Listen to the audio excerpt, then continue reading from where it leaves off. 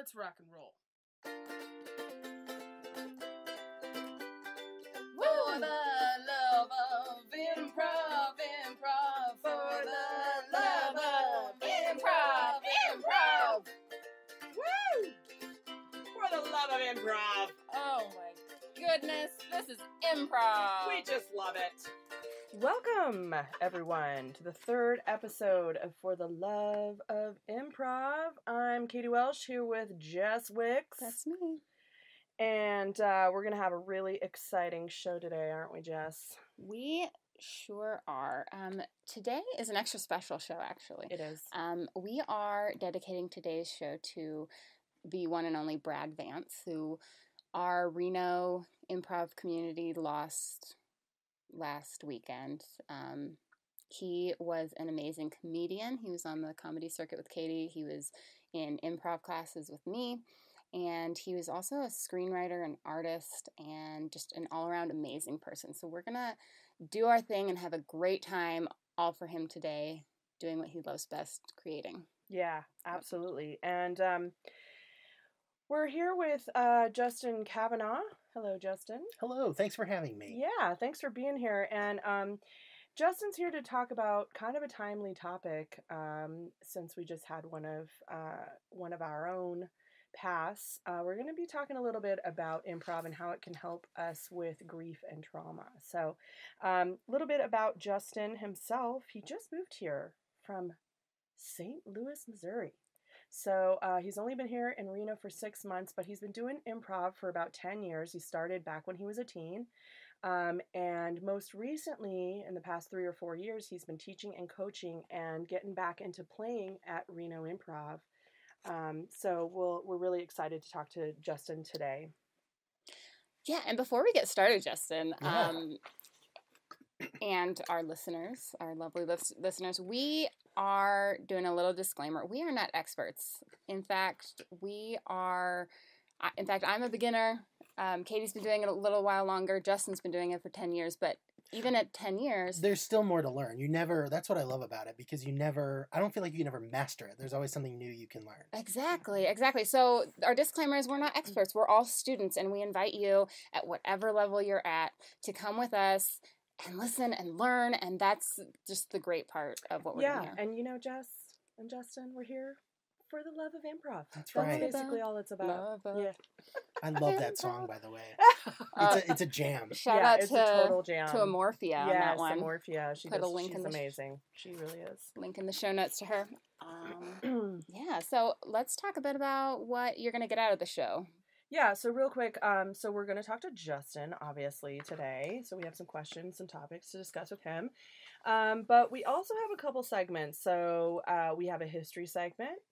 And I always like to say it's not boring. At least I really try my best not to be boring.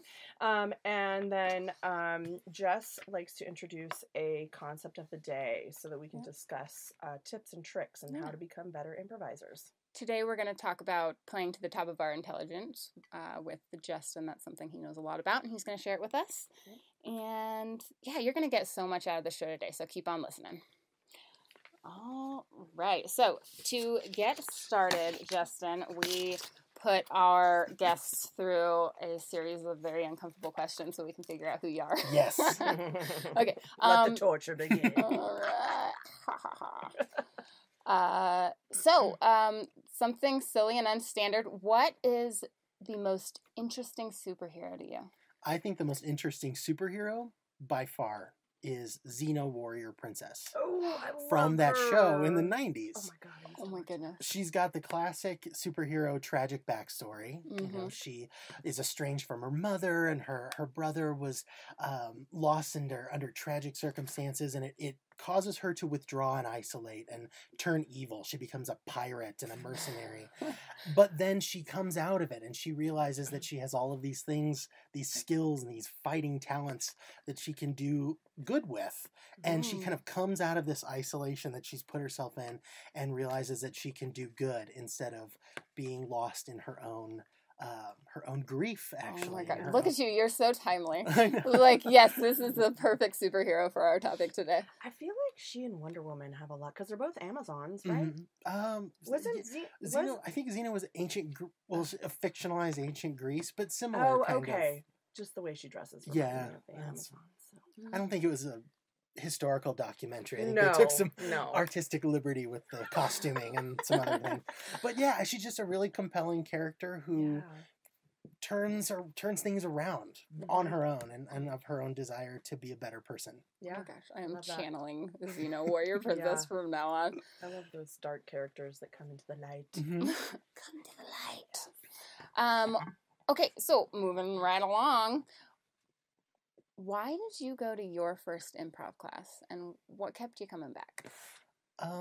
Well, it's a two-part story, so I'll make the short version. Comedy has always been kind of a coping mechanism for me, even since I was little. Comedy and food, and my family, like the situation in my family, we just kind of drifted for several years, kind of from one crisis to the next.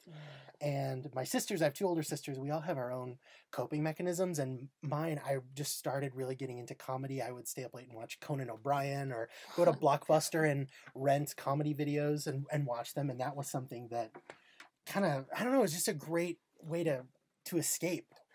So as I got older and wanted to get into comedy, I kind of realized I could make people laugh sometimes. So that's why I started doing improv the first time. But why I fell in love with it wasn't until later, when in my 20s I got back into it. And I started taking all the things from the classes I was in and taking them out into the world and into my life and trying to see them everywhere I was going, any agreement and collaborating, listening, dealing with unexpected things. And I applied them and tried to see them everywhere. And then I came back into the classes and the performing I was doing. And it not only made my life better, but I became a better performer through that process. And that's why I fell in love with improv. And that's why I wanted to start teaching it as well as performing improv, because that kind of roundabout way that I discovered or that I fell into just made so much sense to me and made such an impact on my life. And it was actually the impact on my life that made me a better performer.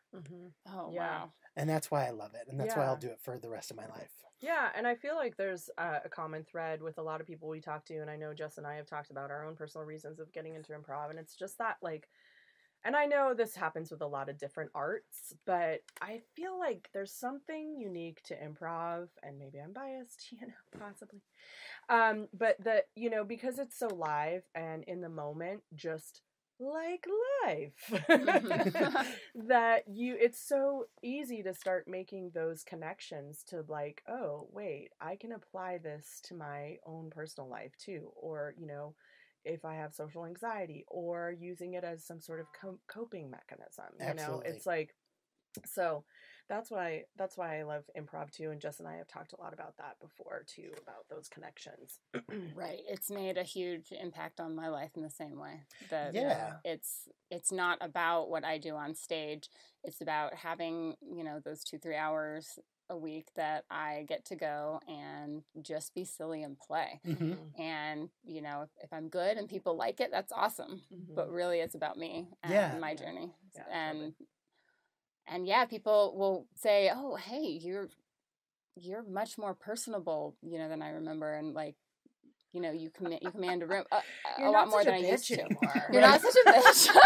Yeah. No, You've really turned a corner. I used to be kind of in my own corner. No, Jess has never been a bitch. That is not true at all. It's not true. I've never been a bitch to you. Oh, something to look forward to. No, it is. It's instantly applicable. I think you can take something from your class and see it in the world that day or the next day. And I think Tina Fey in her book writes about that. She's like, when I get into a meeting with people, like a business meeting, it's just when somebody's like, no, we don't have the budget for that. We don't have the time. It's like, why not? What, what if we did? Yeah. What would we do if we did? Yes, and those people. How can we yes and? I love that. I think that taking those little things, those performance things that we do on stage and using them and trying to find them outside of improv, outside of the studio or the theater, is the best way to learn and practice and grow as a performer. Oh, absolutely. Yeah, that's like Oh, okay. We're going to start by kind of getting the juices flowing about this topic, because Yeah. I know that it can be a tough topic when you're going through stress and trauma of like, how am I going to wrap my mind around what's happened, and how am I going to, when I go through it, I kind of feel as it's like, okay, there's this deep emotion that's always going to be there, but I've got to get over this hump. And it's something that I get through rather than avoid. Yeah. Right. Right. Yeah, and I mean, everything I say I'll talk about me and my own experience, and everybody's, grief is such an individualized thing that everybody processes differently, so I can give my own examples. But if you see yourself in it, or if you see, well, that's not me, doesn't mean it's wrong. It's just, my own kind of interpretation of how it works. Right. Personally, when I am dealing with trauma or a situation, or, anxiety, anything like that, my first impulse is to vanish, to just disappear. Right. And there literally have been places that I've just never gone back to, because it just was so disturbing or so upsetting that it's not the correct mindset, really, because you're like, I'm not going to put myself in that position, even though whatever might have happened to you had nothing to do with you. It wasn't your fault. Right. But the way that we kind of work our brains through, it's like, well, I'm just going to avoid creating any kind of circumstance like that. Right. And for the longest time in my life, I went from places to places, and, something would happen, or something would go wrong, or something terrible would happen. And I would just be like, well, that's it. I'm never going back to that. I'm never going to interact with that group of people. Right. And that's really not a healthy way to deal with it. It's just avoidance. And in improv, it's collaboration is baked into it. You can't really do improv by yourself, or if you do, it's you're not fulfilling your improv potential. And I'm gonna interrupt you real quick, because I think too, we talk a lot about emotion in improv. Like, that's just a given in improv. I mean, if you have ever taken an improv class or get any, especially long form, that is one of the explicit topics that you talk about. And so this is just a way for us to introduce a game that we're about to do, and then we'll continue our discussion later about, because you were getting into some good stuff. So we have this. Just, I'm going to have you introduce this, because this is something that you sort of came up with, right? Yeah, well, I can't take 100% credit for it. I halfway took it off the internet, and I halfway took it,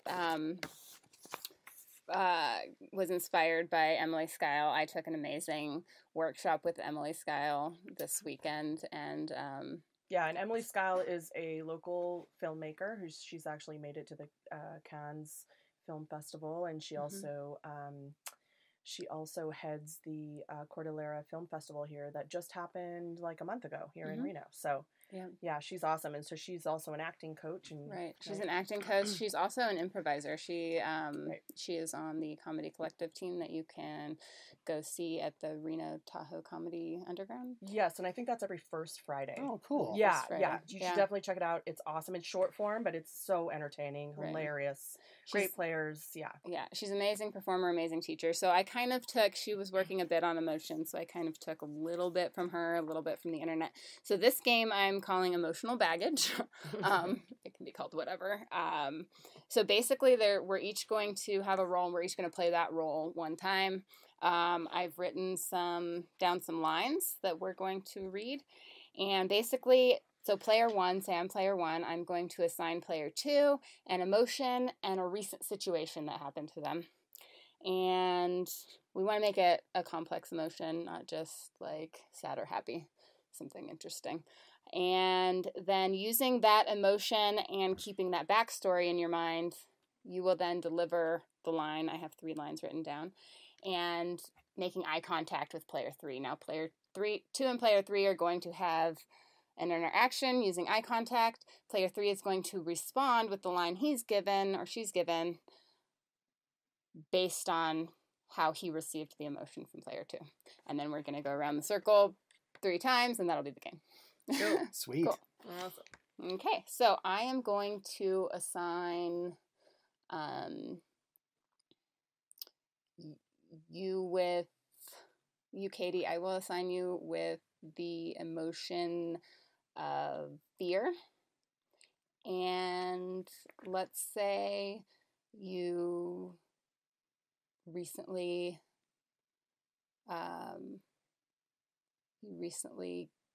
got in a car accident and your body hurts all over. Okay. Okay. So then now I'm going to So now with that in mind, you can take a minute, absorb that. With that in mind, have this interaction with the random person. The first one, yeah. Okay. All right. I'm sorry. Your credit card has been declined. And just give me a second. I need another form of payment. That's not possible. What do you mean? I need another form of payment. I don't think you understand what I'm trying to tell you. Your credit card has been declined, sir. Oh dear God. I think I you know what? I'm all set. Thanks. I'll have a good day. Wait, don't go. That's awesome. Oh, that's awesome. Off script, improv. I didn't know if we were supposed to keep going. I liked it. It was great. That was amazing. That was Very outstanding. 50s melodramatic. I love it. If I didn't know your backstory as the customer, I would think, why the hell is she so upset about my credit card? Exactly. There's something else, and that, you know what? And that brings a good point. I mean, maybe we should do the debrief afterwards, but that brings up a good point, right? In terms of empathy, right? Because we have exchanges with strangers and people we don't know every day, and sometimes you walk away scratching your head, going, is it something I said, or what's going on? And lots of times, people are going through different things that we don't know about. Like maybe they just had a serious car accident or whatever. So, yeah. Yep. All right. So you get to assign a situation to Justin. Thank you. Okay. Justin, your emotion is social anxiety, and you just tripped getting on stage in front of 500 people at a wedding that you just attended. Ooh. I like it. There is no way we will make it in time. It's better late than never. If we miss the start of the reception, we won't get any cake.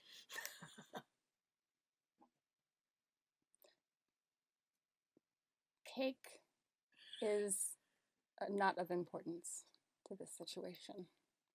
Okay, so the first two lines are scripted. The other ones were totally improvised. Maybe all of you listening at home, you might be able to tell when we go off script. Right. All right. Okay, so Jesse, your emotion is nostalgia, and your situation is that it's the end of, it's like 9:00 at night on Christmas Day. Oh, okay. But I'm an adult? That's up to you. Okay, sorry. I reread the line and now I'm reading into my lines. Oh, I didn't. That's okay. Okay, we're going to do it anyway because that's the point of this. Okay. I'm a big kid now. Yeah, you're a big kid now. Yeah. That's great. I'm not your response. Okay, so I don't know how that game comes off so much over the air. Yeah, it's a little hard because there is some eye contact. There's involved. A lot going on that's silent. Yeah, that we could awkwardly narrate. And now Jess is looking at me intensely with puppy dog eyes, but she's nodding her head. Yeah, true. so But yeah, well, we can talk about a little bit like what's the point of that game? Right. Why so did you choose that game? I think What made you inspired you? Well, Emily's workshop inspired me, to be Okay. honest. We were Well, talking what about about it? emotions and how really creating a scene is that feels real and feels right to the audience. That they have to be able to relate to that emotion that you're having. Okay. So if you in your mind have a preconceived idea of what your emotion is going to be and how you're going to react before the person delivers the line, it's not going to seem real to the audience. I see. So you can still keep that core emotion that, hey, I'm mad at this person, or, oh, I love this person. But the way that you deliver that anger, that love, is going to be different based on how they came to you. So it's really important that you listen. And when we're talking about grief and trauma, I think that this game is particularly important because listening, learning how to listen and not thinking ahead to what you're going to say next is a really good tool to being present in the moment. And if you're present in the moment, you're not thinking about the past and what you lost or the future and what you won't have. You're dealing with what's right here and what's right now. Yeah. And I mean, I don't know what you think, Justin, but to me, that authenticity can be scary, and because you're letting go. I think for me anyway, you know, when you, like you're saying, like thinking ahead about what you're going to say next, or if it's somebody in distress, like somebody who's grieving or maybe gone through a trauma, you're thinking, oh, how can I help this person? How can I help this person? Yeah, right? yeah. But it's like, that's kind of also like you trying to take control of the situation and not just letting it be, and maybe thinking about, well, maybe that person just needs to let it out, and then you just need to be a human being. Yeah, and your idea of sadness or anger or how you process it is different from how I do and how Jesse does. And so that's a really interesting way to tie into that game, because your nostalgia, the way you performed it, is not necessarily how I gifted it to you, or, you know, and all of that. And when you're dealing with, you know, some people, when they grieve, they're very angry for a while, or they're just so depressed, or very sad, or some people try to find the funny in it. And when you're not familiar with how individuals process those really complex emotions, it can seem really jarring. Like, why are you making a joke about this? Or why are you so angry about this? Right. Yeah. And having that emotional sensitivity really goes a long way to have that empathy, and to be able to just, like you said, Katie, just be present and supportive, however that means to that person. Yeah. Well, and I think key too here, which it's also about not coming from a judgmental place. Absolutely. And I think that every time, or many times, when a scene is not going well for me, it's because, not all the time, but sometimes it's because I'm coming from a judgmental place, and I'm going, well, this is not how this is supposed to be going. Right. This is going terribly. And then my fear ego comes in, and it's like, you need to get the hell off stage. Right. Right. Or you need to shut this person down, or you need to take control, instead of just, to borrow what Rosowski always says, instead of just sitting in it, just being in that moment. And if you're having that emotion, then lean into that, maybe, you know, and make it part of the scene or whatever. Right.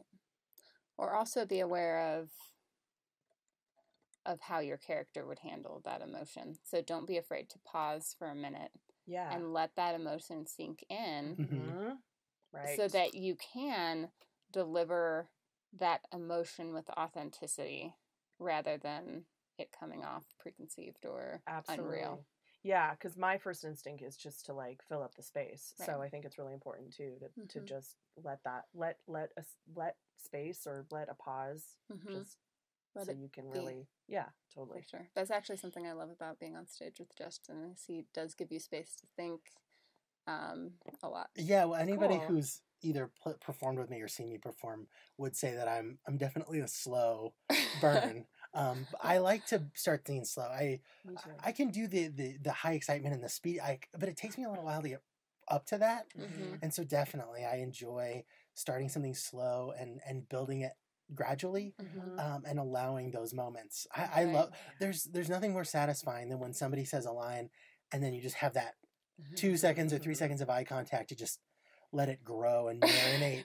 And the audience can now it gives it gravity in a way. It makes it important if you well, and we've talked a lot about tension in comedy, and so tension in comedy is so important, and you want that build and that silence.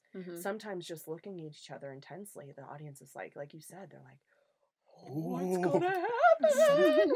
What are they gonna say? Yeah, this is important to them for some reason, and now I care too. Right. Totally. Even if it's the most insignificant thing. Yeah, exactly. Well, actually, I'm not sure where I heard this, but I was doing speech classes. I was doing Toastmasters, and they were saying, okay, how do you build importance in a scene? And one of the things is the more time that you take before you deliver your line, the more important that part seems. If you speed up, it seems less important. If you slow down, it seems more important. So if you're trying to convey that whatever I say next is really important, then it's going to feel and you take a long time, it's going to feel to the audience that next thing that comes out of your mouth is really important. And sometimes that can be hilarious. Absolutely. If it's not. Yeah. That's one of the things I love is just taking whatever somebody said that I'm performing in the scene and just acting like that's the most important thing I've ever heard. Or that's the most, earth-shattering moment or news or bit of information. Right. And being able to play that, especially if it's something ridiculous. Take the jam out of the fridge. The jam. It could be anything, but that's... Suddenly there's something up with and then jam. and then it becomes about, the jam is a metaphor for us. Right. I love it. That's our jam. Oh my gosh. That actually reminds me, because I'm just going to keep going into all the stuff you're reminding me of, is a concept Diana Martin was teaching in one of my classes, which is don't be afraid to take what that person just said and repeat it. And don't be worried about what he said 5 lines ago. What was the last line he said, and what was important right now about what was just said in that last line? That's a great strategy. I like that. Diana Martin, by the way, is one of the teachers at Reno Improv. Yeah, so she also performs on AOP, and isn't she on one of them? Reno Improv team, AOP, and was she on? I don't know what other. Was she on We Digress? Maybe. No, I'm not no. sure. She's in one of them. We will put it in the show. We'll find out for sure and put it in the show. She's one of the longtime improvisers, though, from Reno Improv. She's been there from the beginning. And amazing. Yes. So let's get to some discussion topics and questions. Yes. So today's topic is how improv can help us with grief and trauma. So, can you share, Justin, any personal stories? And I mean, I don't, I want you to feel comfortable with whatever you want to share, but why? I mean, you really, I think, drove this topic. We always ask our guests, like, is there something that you want to talk about? And I think, right, you were the one that were like, oh yeah, this is the topic for me. So what inspired you to want to talk about this? It was something that I feel really passionately about. It's something I've gotten a lot of benefit from doing improv, to work through things that are difficult or that I'm not able to work through any other way. But I've also seen improv transform the lives of other people that I've either performed with or taught or learned with. And life is hard. Life is, life is a lot of suffering, and life is a lot of difficult situations. And we're all trying to get through those things to try and figure out what happens next. And a lot of times we can go, people have periods in their life where they go from one grief to the next, and being able to find a supportive group of people, being able to play, being able to laugh is so important in that healing process. And in my own experience, I have a couple stories of laughter, and in the midst of terrible grief. My grandfather died several years ago, but he died 8 days before Christmas. And so we all kind of descended on my grandmother's house, and the tree was up, and there was snow. It was just really, you when you're grieving like that, or something happens to you like that, you kind of step out of time for a short while, and there's this moment, and I have an aunt who made this big Dutch oven of chili. She's like, it's great, we'll just keep it on the stove if anybody's hungry. And my grandma's like, no, nobody is eating any chili. Oh. I am not going to your father's wake, and everybody has gas because they've been eating chili. And it was just this moment. Wow. It was just this wonderful moment And where, we're in an improv scene. right? It was, and it didn't stop, and nobody stopped grieving. Nobody stopped feeling hurt. But it just was so wonderful to be able to share a laugh and have that moment of lightness in a moment that's so heavy. Right. And that's what I love about improv is that there's a great book called Healing Improv by a guy named Bart Sumner. And he is an improviser. He lost his 10-year-old son. And oh, wow. yeah, and he kind of used improv to get back to it. And he talks about in his book the first time he started performing again. And it was, he felt the weight of his grief up until the moment that he started performing. And it started right after he stopped. Mm-hmm. But he says during that 90 minutes that I was on stage, it wasn't an overwhelming feeling. Mm-hmm. It was an escape. It was a release. Mm-hmm. He was with a group of supportive people who were there for him and was able to play and having those moments of joy and happiness. It doesn't negate the grief. It doesn't make it go away, but it helps move it along and it helps you be able to exist in it a little bit. Yeah. Yeah, I mean, I always reference my stand-up comedy teacher, Kat Simmons, who is, she teaches classes. She's actually about to teach another class in October. But her classes are less about stand-up comedy technique and more about drawing comedy from a place that may be a little painful, a place of struggle, a place of grief, a place of, life is hard, right? And so I always think about her because she also talks about, when you go to perform, you're giving a gift to somebody. There's somebody in the audience that needs to laugh so badly. And as a comedian, whether you're an improviser or stand-up comedian or any other form, it's like and it gives me chills when I talk about it because it's like, that's why I do this too. Because it's like, I need it, but also the idea that I'm also giving that gift to somebody else out there that so desperately needs it. That's like that connection, that community, like you're talking about your grandmother. I love the gas and the chili. Like everybody in that moment needed that so badly. Right. And that can happen too, like in an audience that you're performing for. Now you're all in the same room and you're all watching this scene and we, can relate to certain things. I mean, I can see, that being performed on an improv stage. For real. Yeah. And that's what I love about improv is that there is a space for that. There's a space to explore those ideas and to discover those things in all of us. I love doing scenes about families because everybody's got a family. Everybody's got family drama. Everybody's got, and we all have it, but everybody's version is a little differently. Yeah. And I love being able to explore those things and find those moments where it's like, oh, my family does that. Yes. Oh, I'm not alone. Right. Yeah. And that's why, I mean, a lot of people new to improv and a lot of stand-up comedians have this issue where they're trying to go for the funny line, but it's not deep enough. Yeah. It's just because it's a funny line. Okay, ha ha ha. But what's really funny are those relationships, right. Those emotions, those things that we, like you just said, that we can all relate to. And then that's where you get like the belly laughs. Right. Because people are like, oh God. How did they know? Are they talking about my family? Right. Yeah, exactly. Well, it's a cycle it's the same thing of the release of comedy when you're in grief. You want to build up that emotion to a point that you can release it, and then you have that feeling of just like this great release that comes over you when you finally do get to that funny moment because it is real stuff that's happening, right? And that's why comedy is so good for grief. But yeah, I was also thinking throughout the whole thing as I was researching for this episode, I actually found a lot of sites of counseling services that actually will recommend improv as a way to cope with anxiety, grief, trauma. Absolutely.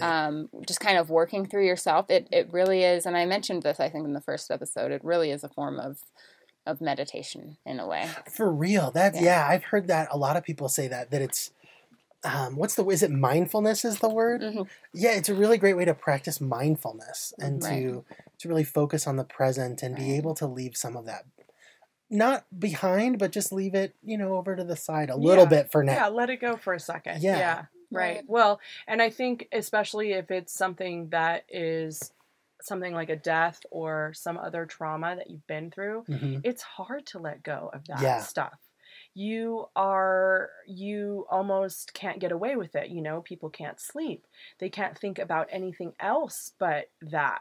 And so to find a way to take a break from it, even if it's just for a couple of hours, 5 minutes, whatever, is, I think, a truly, it's very healing and maybe a step in the direction of moving forward from, and like you said, not leaving it completely behind, but kind of being able to move forward with your life. And so much of that is, I think when we're improvising on stage and when we get locked in our heads and stuff, I think a lot of that has to do with the expectations that we place on ourselves. And, I'm in my head because I think that I'm not living up to the expectations that I gave to myself for this scene. And one of the things about being able to process grief or work through those complex emotions is to set aside your expectations a little bit. There's always this, build a bridge and get over it kind of thing. Like, oh, he's handling this so well. Right. Like, look how well she's doing. She's just so great. And that's the expectation that we have kind of in our culture about how we deal with loss. Absolutely. Especially for men. Absolutely. Yeah, for sure. And to be able to set that aside and say, these expectations are not what I'm going to deal with right now. And I'm just going to sit in it, like you said, and be able to feel whatever I feel about it. I think that works in improv as well.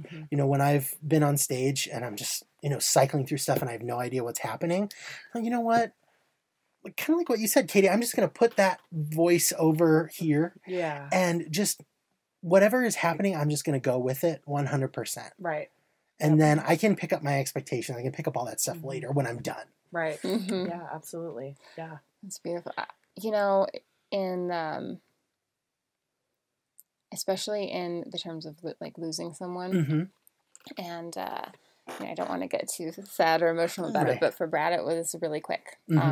He, a month ago he was going to do chemo, he was going to be fine, and then 2 weeks later, oh, you have 2 weeks to live. Oh wow. Yeah. And it was really tough, but what you're talking about makes me feel like we're given this gift of life, and we never know when it's going to end. We never know when we won't have a chance to wake up tomorrow and do this thing. Right. So why not be here, be now, try to live outside your anxiety or your grief in any way that you can figure out how to, because you only got so long to do it. Yeah. And so let's play. Let's be adults who are playing. Right. I mean, that's okay and that's good and that's great because every moment is a gift. And it doesn't mean that you're not affected by it. It doesn't mean that you don't care, but it's an acknowledgement of exactly what you said, that one of the things I think that connects improv and processing these things is how ephemeral improv is. You can't go back. You can't dwell on your improv because it's over. It doesn't exist anymore. Never get it back, And one of the connections that I found between those two things is being able to not feel like I have to dwell on it. Not only my emotions, but also my improv. Right. Okay, I did a terrible show. It's over, and you can't get it back. And thank goodness you can't get it back sometimes. Right. But you have to keep moving forward, and you have the sun will rise tomorrow, and my improv show is not going to be a part of tomorrow. Right. And that's okay, because in improv we move on and we do. There's always another show. Yeah, and I mean we've talked a lot about this on the show already. Because as someone who dwells a lot, yes, me too. I am a total dweller, and part of that too is is my struggle with failure. And, I think that reminds me, because the first few shows, my very first couple improv shows, were terrible, as they usually are, people who are just starting off, and that's okay. Right. You're new at it. It's fine. Like, my expectations, like you were talking about for myself, was like, I'm gonna, yay, I did level 3 and I'm gonna, kick ass and all this stuff. And I mean, it was my first time, so it's, whatever. But I was really bummed. Really bummed. And, some of the other people on my team were like, yay, they were more enthusiastic, and like, which is another thing too. It's like, you've got that community to kind of shuffle you along and move forward, like you're saying, let it go. And it took me a couple times though to realize, oh, this is part of it too. It's about embracing the failure and being okay to fail, because like you said, tomorrow's another day, and this will not be a part of my day tomorrow. Right. It's kind of like a practice. Like, the more bad scenes you have, like, go out and have bad scenes. Right. Yeah. Because it will help you learn how to dwell and kind of let the past be the past. Like, okay, I have this opportunity to take this awful scene where they're totally embarrassed, and it helps you kind of learn that emotion of embarrassment and how to let it go. Or, sometimes emotions are, they're called different things, but they feel the same way. Yeah. So like pain, like embarrassment is a pain emotion. Anger is a pain emotion. Grief is a pain emotion. So you're actually training your brain, hey, I can take this pain and I can set it over here, and it's gone, Right. it's done. Yeah, and that, doing improv with, kind of processing your grief, obviously it's not the same timetable as, letting go of my improv show, as letting go of this person. Of course, but when you think about, and I just want to clarify, because I don't make that point earlier. Yeah. But it helps your brain move along, and it helps your brain get to, maybe you're not going to be, quote, I hate saying over it, but you're just moving an inch or two a day, or maybe you're moving a little bit forward every week, and getting into that improv mindset of, we go out there, we fail or we succeed, whatever happens, we're supporting each other and we're together on this, because grief is usually a really lonely emotion, and you usually, if you lose somebody or something happens to you, there are people surrounding you, as that's what happens when you're going through a loss. But eventually, a lot of time you're by yourself, and you're at a stoplight and something comes to your mind, and then you think about it. And so improv, because it's such a community, and because it's such a wonderful group of people all intent on doing the same thing and doing it together, I think it's really helpful to be a part of that, so that you're not completely by yourself in your grief. You're taking those first steps back out and being able to live with it. Yeah, absolutely. I totally agree. It's like there's a light at the end of the tunnel. Like, you'll be able to be happy again. Right. Yeah. Yep. It's beautiful. So I think this is a good place to move on to our history segment. Yay! Yay! And so I'm going to just talk a little bit about some key places and people, and then I'm going to give you guys a quote, and we're going to talk about that quote. So I wanted to mention, I think the last episode I mentioned Second City, and while most experienced improvers already know what Second City is, I remember being a first-time improver, and people were like throwing around Second City and IO and like all these name drops, and I was like, yeah, I know what you guys are talking about. Yeah, totally, I'm cool.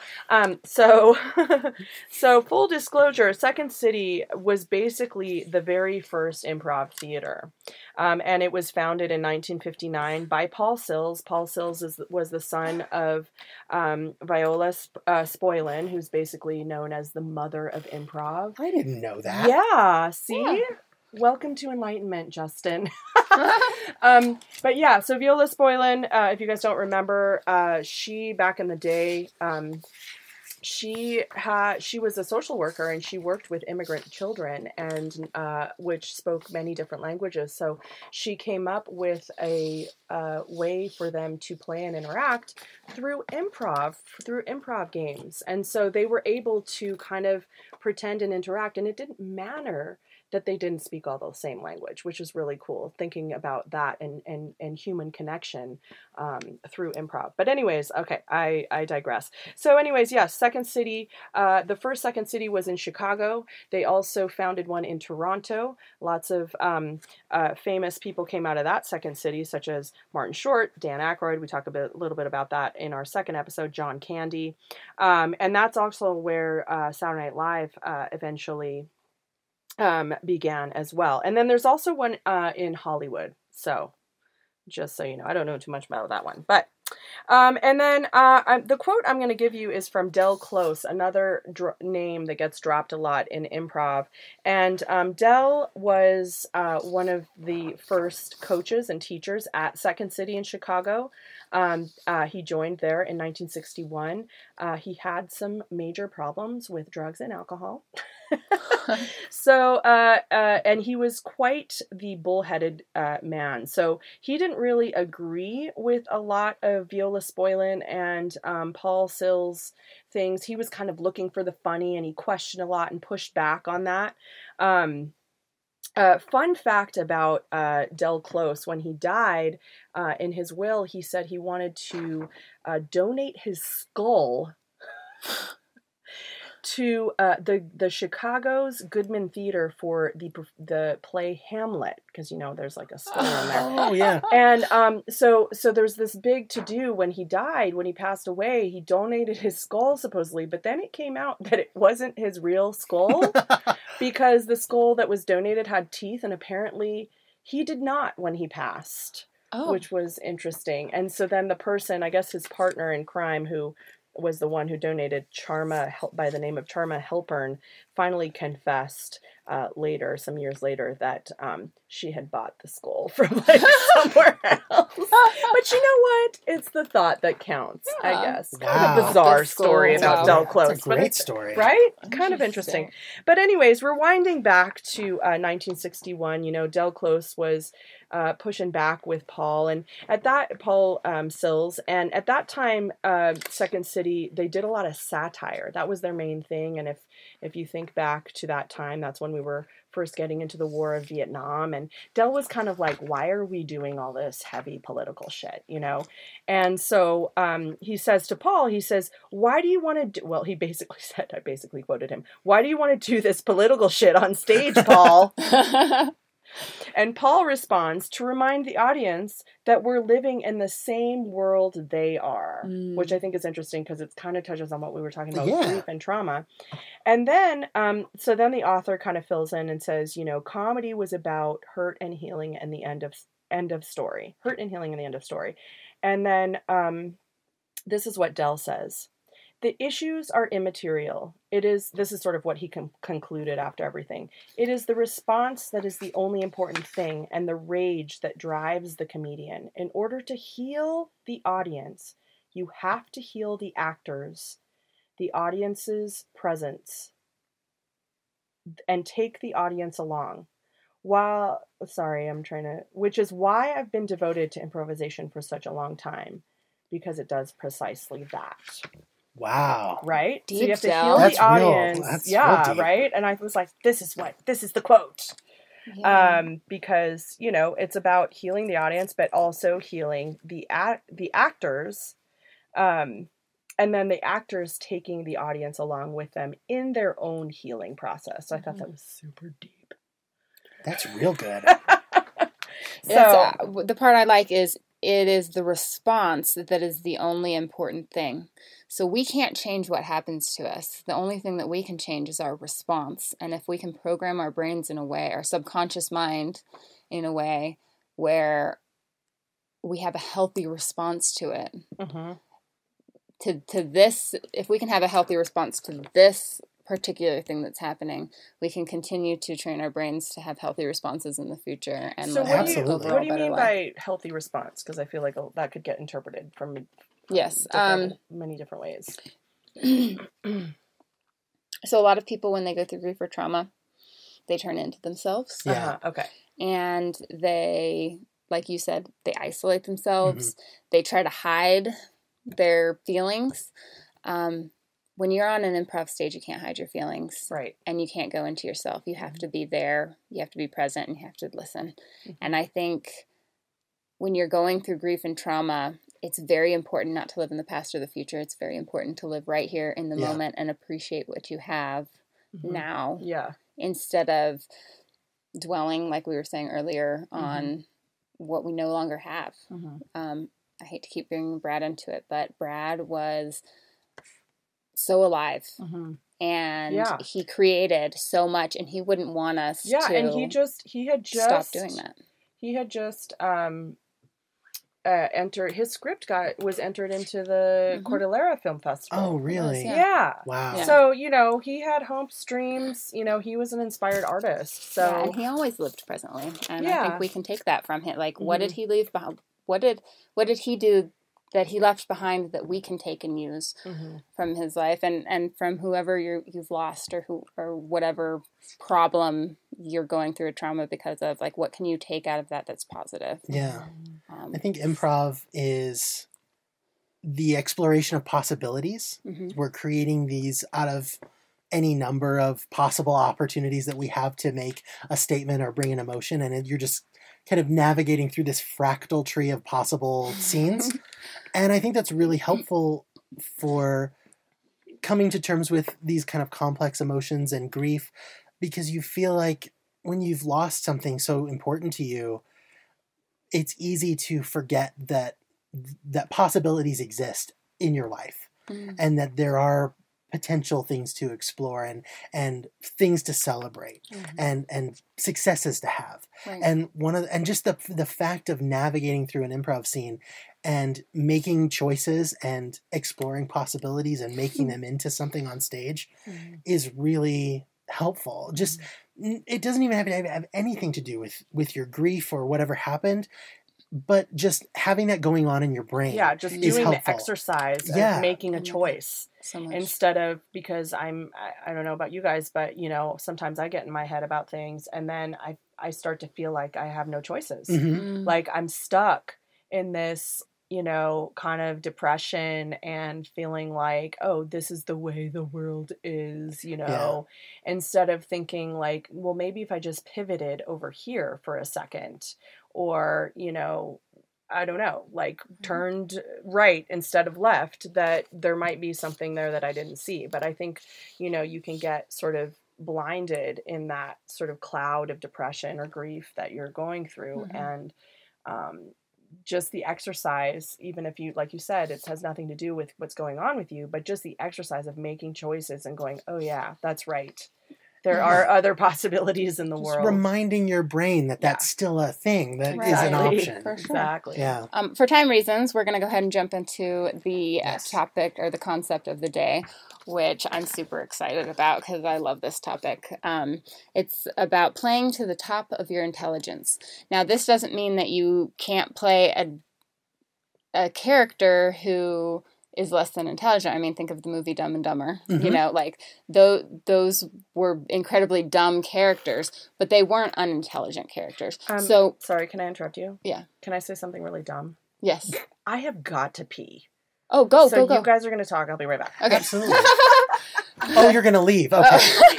I'm not going to pee in here. Katie's going to pee. Cool. Everyone can know that now.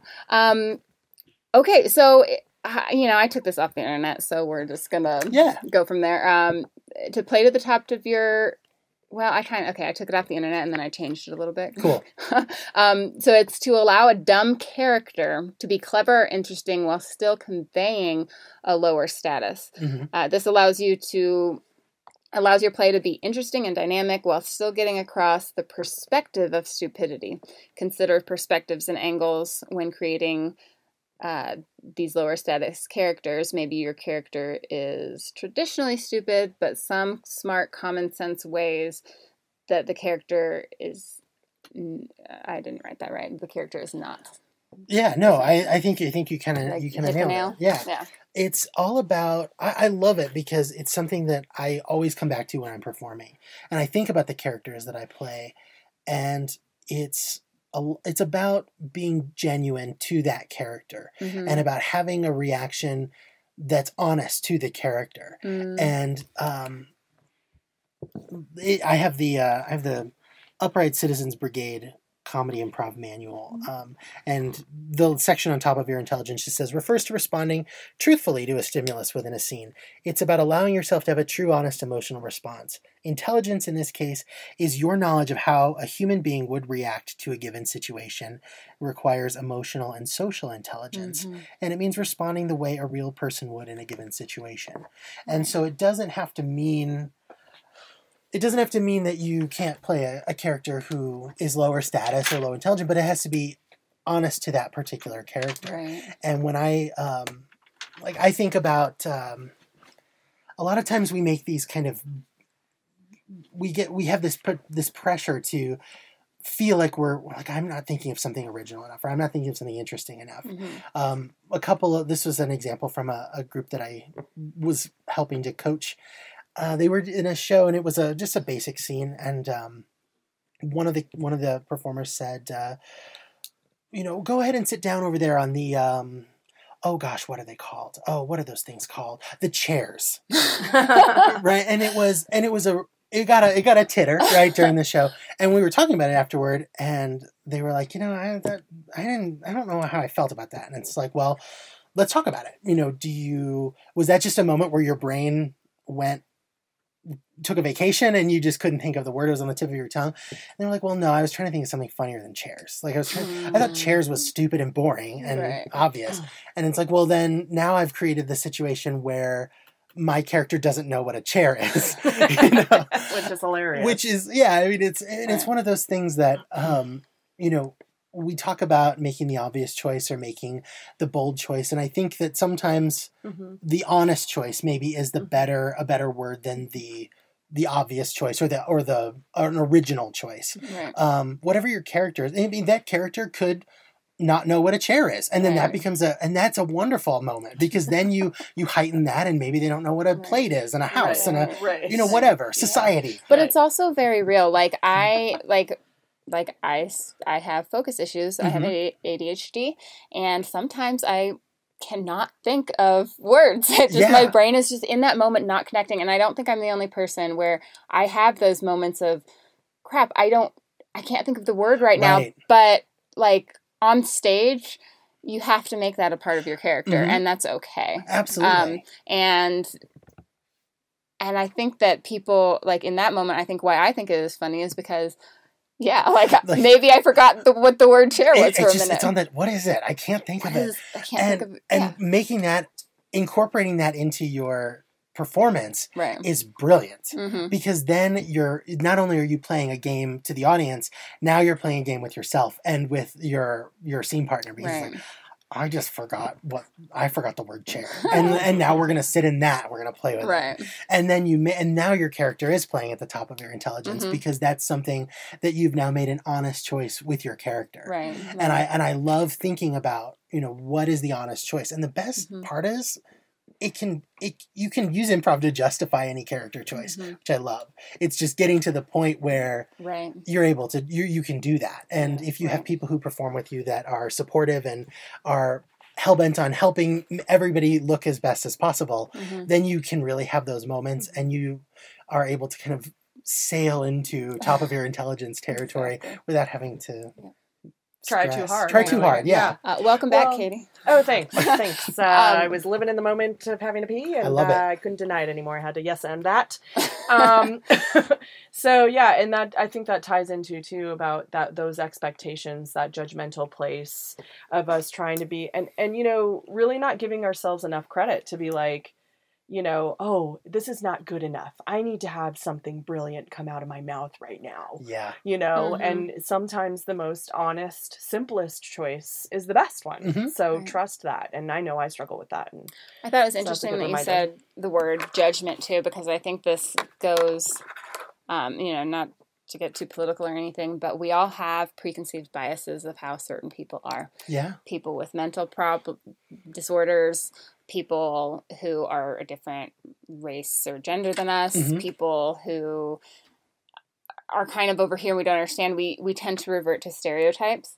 But I think it's a really good practice, especially, when you're getting to the root of emotions in improv, to understand that, okay, people might have these characteristics that are stereotyped, but at the end of the day, they're still a real person with real complex emotions, whether or not they're dumb or they're different or, they're doing a funny voice. Like, they're still human, and they still feel, and they're still the same as us in some form.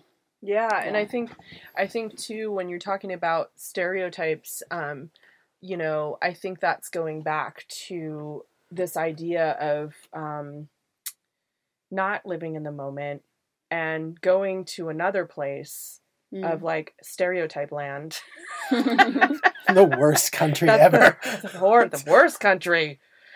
Because that's really, it's not being in the moment. Now you're going off to stereotype land, and you're not with that person. And like you said, I think you're saying like, yeah, instead of doing, how am I going to treat this person that's having a country accent or something, right?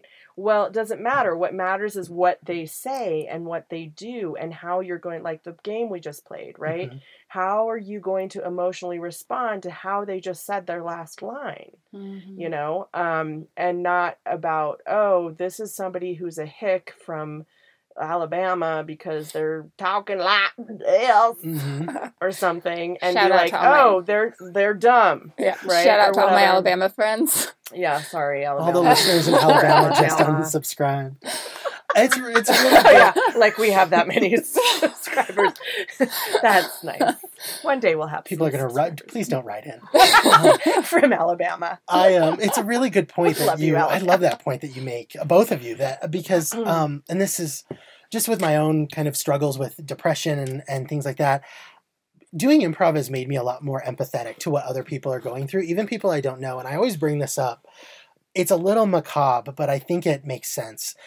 In a situation where, you're following somebody into a building and they, don't hold the door open for you and it just closes in your face. And it's like, the first thing that you think of is, well, what a jerk, how rude, or somebody doesn't, start driving when the light turns green and you don't, Right. But I always try to think, and again, it's a little macabre, but it's like, what if that person just lost like their best friend? Right. Or, because I've been that person where I'm so, everything just went white and I'm not even I'm present in the world and I'm not interacting with it. And so I always try to think about that when I have those impulses to be like, well, that person's a jerk. Right. And I don't know how common that is. I don't know everybody is going through that, but it's just helpful to remember that somebody is. And if I were in that situation, I would hope that a stranger wouldn't, enter into a confrontation with me about the fact that I was so wrapped up in my own thoughts that I couldn't think to hold the door open. Yeah, and stuff like that. I think that's I have become an oversharer sometimes with strangers. How some people like to just be left alone, and I have to like overstate my intentions all the time because I'm so worried that people are going to think, that I don't know, that I'm being rude on some level because. So it's like kind of the opposite of what you're saying. Yeah, you're like hyper aware of the other side. I like that though. Well, because I'm kind of neurotic, so I'll be like, like at the grocery store, I'll be like, can I get paper? It's because like, thank you so much. Like I'm like, thank you so much. I will just bag my own right. Oh, sorry, there's my coffee that made me pee earlier. But yeah, it's just like I don't want people to think I'm being rude, even though I'm also being neurotic and particular. So anyways, enough about me. Okay, so I'm gonna begin to wrap up, but did either of you have any like burning points or questions you had before no, I already went to the bathroom, so the burning is gone. The burning. I hope it wasn't burning.